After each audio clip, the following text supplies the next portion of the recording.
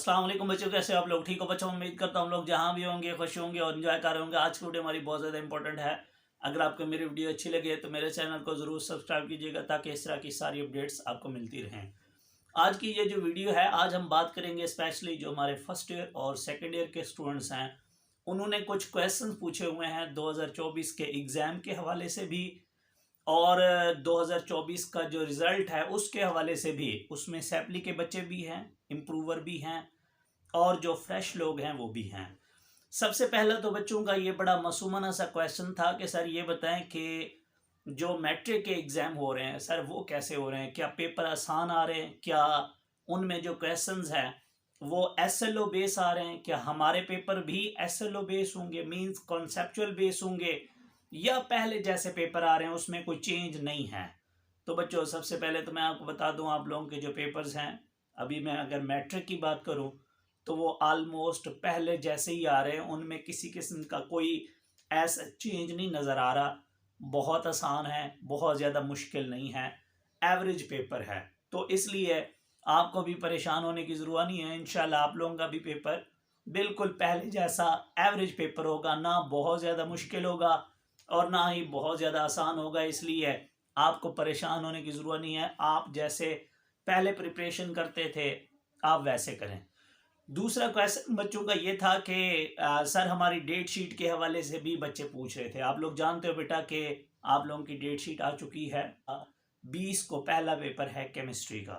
और सेम इसी तरीके से अगर मैं फर्स्ट ईयर की बात करूं तो फर्स्ट ईयर को का जो है वो इंग्लिश का पेपर है बच्चों 8 तारीख को, 8 मई को, जबकि जो 20 अप्रैल है उसको सेकंड ईयर का पेपर है। तो ये डेट शीट और आ चुकी है, आप सारे जानते हैं इसके बारे में। इसके अलावा बेटा अगर आपको 2024 में आप पेपर दे रहे हैं और आपकी प्रिपरेशन नहीं है, बहुत सारे बच्चे प्रिपरेशन की वजह से भी परेशान हैं, तो बेटा आप हमारा गैस लेके उसको तैयार करके अपना 2024 का पेपर अटैम्प्ट कर सकते हैं। उसमें short long MCQs solve form में इजी वर्डिंग के अंदर मौजूद हैं, हैंड रिटन है।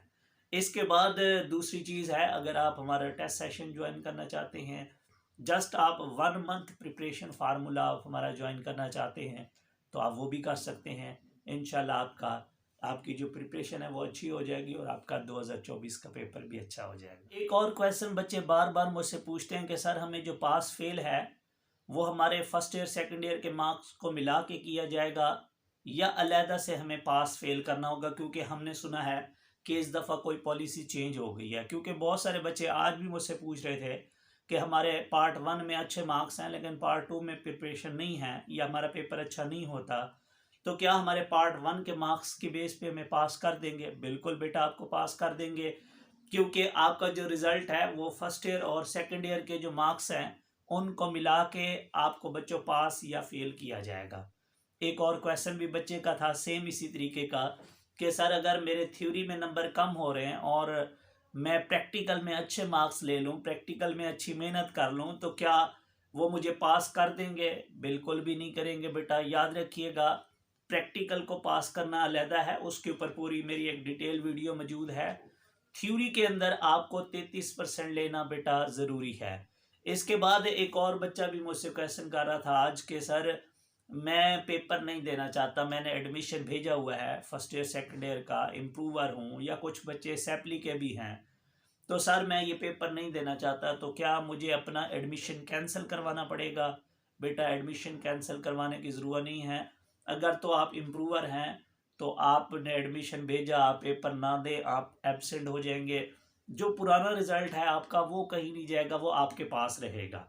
इसके बाद दूसरा है, कुछ अगर आप सैपली के बच्चे हैं और आपने दाखिला भेजा हुआ है, तैयारी नहीं है और आपके पास चांस भी बाकी है, तो फिर आप आगे जो है ना नेक्स्ट सेकेंड एनुअल में या 2025 में भी आप अपीयर हो सकते हैं। बट याद रखिएगा, अगर आपका चांस लास्ट है और आपने पेपर ना दिए तो फिर आपके चांसेस ख़त्म हो जाएंगे और फिर आपकी जो वो एक सैपली होगी वो आप पूरी फर्स्ट ईयर और पूरी सेकेंड ईयर में आप फेल कंसिडर होंगे और आपको दोबारा दाखिला भेजना पड़ेगा दोनों क्लासेस का। तो इस चीज़ का ज़रा ख्याल रखिएगा।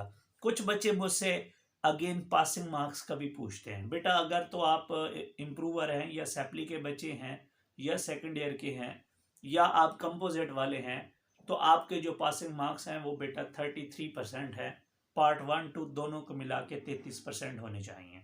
लेकिन अगर आप पार्ट 1 के हैं, मीन्स अकेली फर्स्ट ईयर के हैं, पहली दफ़ा पेयर हो रहे हैं, फ्रेश हैं, देन आपके जो पासिंग मार्क्स हैं वो 40% हैं। बट इसके ऊपर अभी नोटिफिकेशन आना है। मैं उम्मीद करता हूँ कि आपको मेरी बात समझ आ गई होगी। दुआ में याद रखिएगा। Thank you so much. अल्लाह हाफिज़।